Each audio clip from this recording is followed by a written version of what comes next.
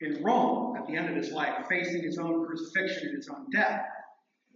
And there's a very human part of me that has to think that as he looks at this, he's like, how did it come to this? And the answer, of course, is gospel thing. Because this is the calling of Peter and Andrew and James and John. And that's the beginning. Of course, it ends for Peter and, well, all of them, actually. It ends for all of them in martyrdom. And it's like, how did we get here?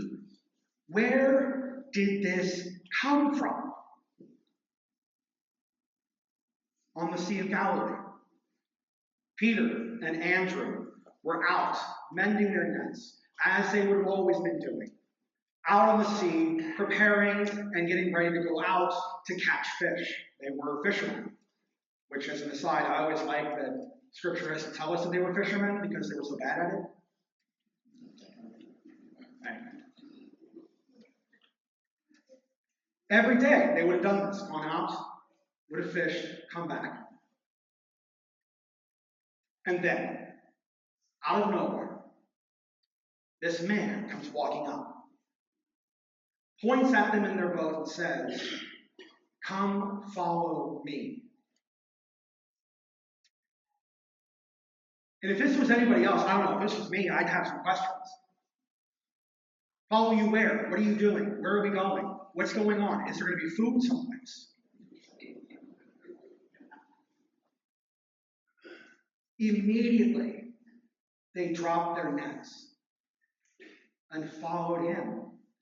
James and John did the same thing. They left their dad in the boat.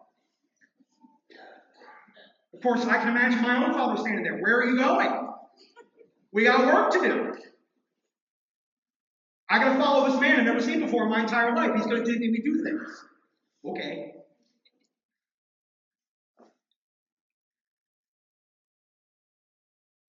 This is the perfect gospel to talk about vocation. And in fact, this weekend is the Diocese of Youngstown. Throughout the diocese, we're doing Call by Name, which is a program where we nominate those among us who we believe would be someone who would be good as a priest, as a deacon, as a religious brother or sister, where we see them as Christ saw Peter and James and John and Andrew. And we bring them to my attention as vocation director so that we can we can acknowledge just who they are, that they were thought of so much that somebody's put their name down. Because, vocation comes to anyone and everyone. Like, I know that you've heard the contours of my story before, but if we're being honest, I should not be standing here before you. There's no reason I should be a priest.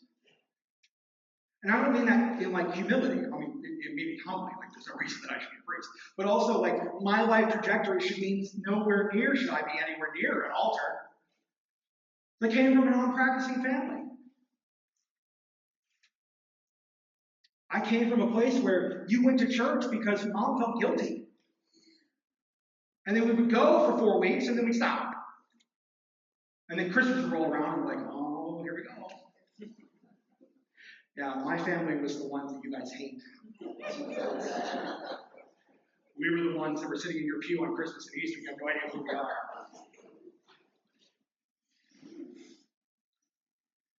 And I was minding my own business. Going through high school, minding my own business. Going to college, minding my own business. When all of a sudden Jesus shows up. As he does.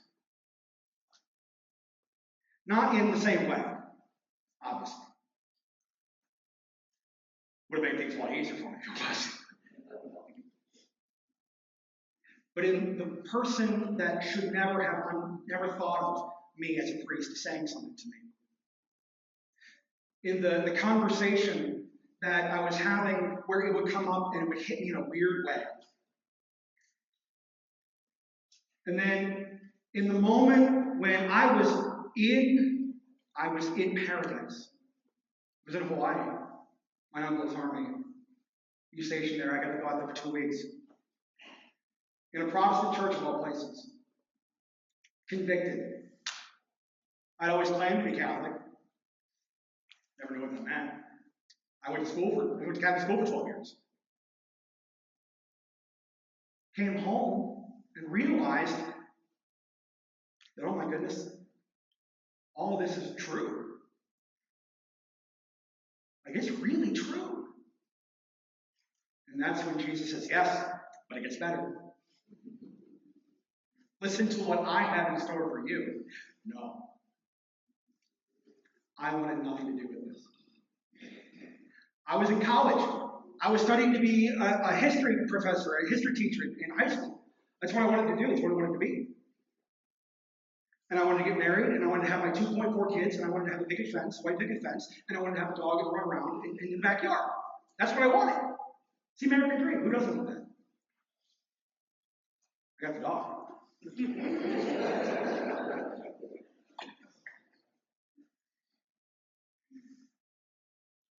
I went to the seminary to prove God wrong. Because he wouldn't leave me alone, and the thought wouldn't leave me alone. And I fought, and I fought, and I fought. I went to people that I thought were going to tell me that it is a bad idea. And every single one of them said, well, actually. So finally I went to the seminary. And when this doesn't work, we're going to do what I want to do. Well, I was ordained 4 years ago, so you know how that ended.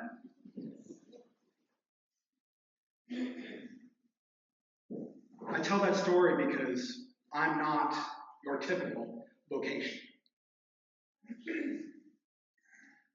I'm not the kid that at 2 was playing mass with vanilla wafers and milk. I was not the kid that was very much involved in church. Yes, I was an altar server, but that was about it. I was not that kid. And yet, even in the darkness and the wilderness of my own life, Christ found me and pulled me back. Even in the midst of all of my own unknown stuff that you go through when you're 20 years old and you think you know everything, and the world just doesn't understand you. Even then, minding my own business, Christ shows up and says, come follow me. Of course, I said no for 6 years. So, unlike Peter, who immediately dropped their net, I'm like, no, absolutely not. And I ran for 6 years.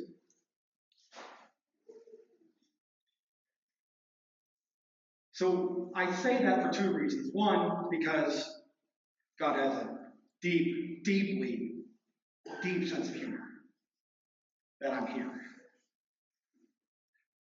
But more than that, Christ calls who he calls. And generally, there's nothing you can do about that.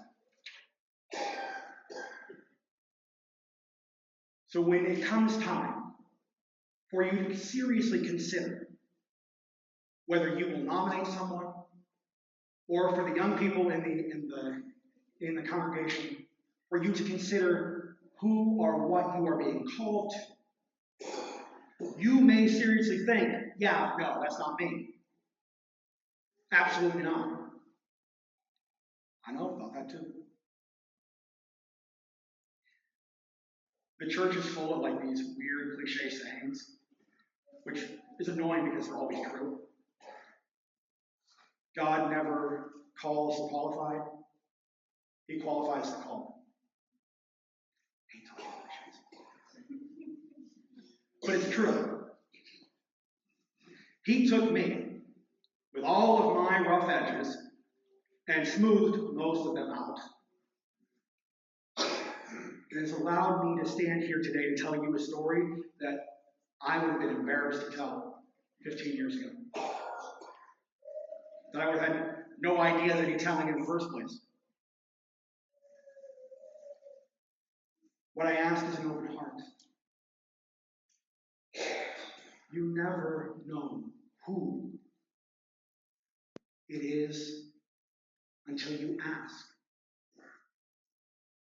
So I encourage you all to ask. Is it me?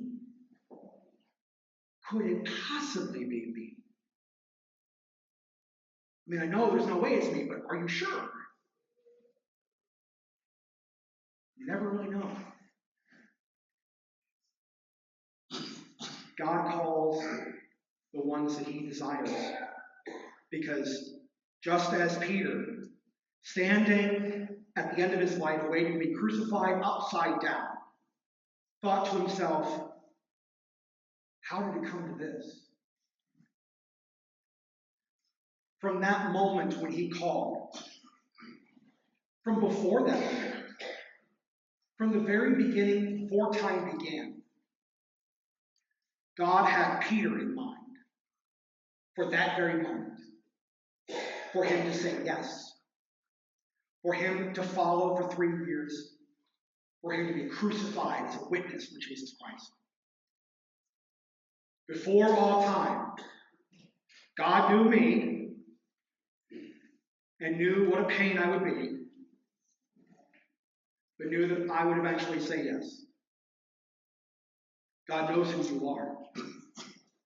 God has created you for this. Whatever this may be, keep your minds open, your heart open. It's amazing where God can take you.